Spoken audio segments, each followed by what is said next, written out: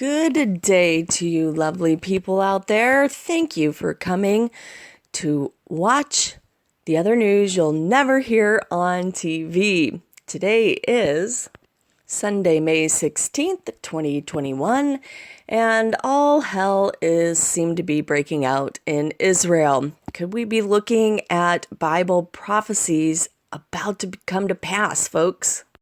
This newscast is going to be mostly about Israel and the prophecies that we are looking at in these last days that we are living in. Psalms 83 seems to be coming to light again, folks. If this war in Israel escalates and Hezbollah and Jordan and perhaps even Syria join into this war, we could be looking at the fulfillment of Bible prophecy right before our eyes. So right now, it's just looking like it's a little bit with Hamas and Israel. I think Hezbollah had started to do some stuff up north, but I haven't heard very much coming out of them the last few days. I've been silent since this war has started in Israel because I'm really trying to pull back all of the old information I had researched back in the day, and I ended up finding a lot of my old videos, which I am fortunately going to be posting to my alternative sites, but unfortunately when I post them to YouTube, they will be edited for copyright picture content. So there will be no pictures, and if you want to see the originals, you can either email me and I will find a way to send them to you, or I will give you a direct link to the place I'm going to upload them. And along with these older videos, I get into how Tyre is going to be, and Ashdod is going to be set on fire. I mean, we are looking at 1,000-year Bible prophecies that we are witnessing. We're probably going to witness very soon. So Psalms 83, verse 1, O God, do not be silent. Do not ignore us. Do not be inactive, O God. This is from the New English Translation. For look, your enemies are making a commotion. Those who hate you are hostile. They carefully plot against your people and make plans to harm the ones you cherish. They say, come on, let's annihilate them, so they are no longer a nation. Then the name of Israel will be remembered no more. Yes, they devise an unified strategy. They form an alliance against you. It includes the tents of Edom and the Ishmaelites, Moab and the Hagrites, Gebal, Ammon and Amalek, Philistia, and the inhabitants of Tyre. Even Assyria has allied with them, lending its strength to the descendants of Lot. So backing up to verse 5, for they have consulted together with one consent, they are confederate against thee. Top news article today from the Jerusalem Post. Jordan says diplomatic contacts underway to halt Israel's campaign. Jordan's King Abdullah said on Sunday his kingdom is involved in intensive diplomacy to halt what he describes as Israel's military escalation that has led to the worst flare-up of violence in years. The monarch, whose ruling family has custodianship of Muslim and Christian sites in Jerusalem, did not elaborate, but has in recent days warned that Israel's military campaign was risking major instability in the region.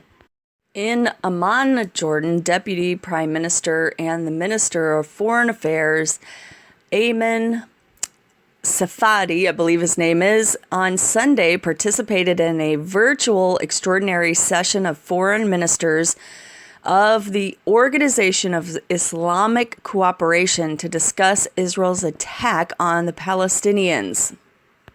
During this session, that was a virtual meeting convened under the request of Saudi Arabia, Safadi highlighted the emergency meeting serves as a message that the Islamic world stands united against this quote-unquote illegal, immoral, and inhumane Israeli attacks and practices in occupied Jerusalem and in its holy sites in the rest of the occupied Palestinian territories, including the Gaza Strip. And while they are still trying for a two-state solution, which I believe will not work, they're basically pushing Israel to defend itself, and that is the whole goal of the Organization of Islamic Cooperation, the OIC, because they've consulted together and they've all agreed and they've become confederate against Israel. And so they want to push Israel to make them have to defend themselves. Bible prophecy is coming to pass. Netanyahu also made the statement today that they were not going to relent on this until Hamas was thoroughly put down. 42 people died just today on Sunday in the Gaza Strip. Folks, if Lebanon, if Hezbollah, Iran, Jordan, and Syria all come together right now and they start provoking Israel to war with them, we will be witnessing Psalms 83 take place. Folks, the Lord is against Hamas. In Zephaniah chapter 2, verses 4 through 7, "For Gaza shall be forsaken, and Ashkelon a desolation. They shall drive out Ashdod at the noonday, and Ekron shall be rooted up. Woe unto the inhabitants of the sea coasts, the nation of the Kerethites. The word of the Lord is against you, O Canaan, the land of the Philistines. I will even destroy thee, that there shall be no inhabitant, and the sea coast shall be dwellings and cottages for shepherds and folds for flocks. And the coast shall be for the remnant of the house of Judah. They shall feed thereupon. In the house of Ashkelon shall they lie down in the evening, for the Lord their God shall visit them and turn away their captivity." Also in Ezekiel chapter 25, verses 12 through 17, "Thus says the Lord God, because that Edom hath dealt against the house of Judah by taking vengeance, and hath greatly offended and revenged himself upon them, therefore, thus saith the Lord God, I will also stretch out mine hand upon Edom, and will cut off man and beast from it, and I will make it desolate from Teman, and they of Dedan shall fall by the sword. And I will lay my vengeance upon Edom by the hand of my people Israel, and they shall do in Edom according to mine anger, and according to my fury. And they shall know my vengeance, saith the Lord God. Thus says the Lord God, because the Philistines have dealt by revenge, and have taken vengeance with a despiteful heart to destroy it for the old hatred. Therefore thus saith the Lord God, behold, I will stretch out mine hand upon the Philistines, and I will cut off the Kerethims, and destroy the remnant of the sea coasts. And I will execute great vengeance upon them with furious rebukes, and they shall know that I am the Lord when I shall lay my vengeance upon them." Could we be witnessing right now that the Lord is going to set some things in motion now where we're going to start seeing the setup for the tribulation period, and Jerusalem being attacked? Zechariah 12 verse 2 and 3 really talk about this. "Behold, I will make Jerusalem a cup of drunkenness to all the surrounding peoples. Judah will be besieged as well as Jerusalem. On that day, when all the nations of the earth gather against her, I will make Jerusalem a heavy stone for all the peoples. All who would heave it away will be severely injured." In verse 4, "On that day, declares the Lord, I will strike every horse with panic and every rider with madness. I will keep a watchful eye on the house of Judah, but I will strike with blindness all the horses of the nations." Yeshua also tells us in Matthew 21 and 44, "He who falls on this stone will be broken to pieces, but he on whom it falls will be crushed. Isn't it interesting that now that we have Biden in the White House, Israel is now becoming public enemy number one against all the nations. It's been, every eye is upon Israel at this point. Turkish President Erdogan piped in, claiming that Israel, the terrorist state, must be stopped. He also added it had crossed all limits. He states humanity should take swift action to resist Israel's aggression. On Friday, he states this terrorist state that tries to plunder a city like Jerusalem, which houses places that are holy for Muslims, Christians, and Jews, has crossed all limits. It is imperative that the UN Security Council take steps to ensure peace in Jerusalem in line with decisions of the General Assembly. He also said that he is ready to actively support any initiative announced by the UN, adding that his nation will not be silent even if the rest of the world ignores the developments in Gaza.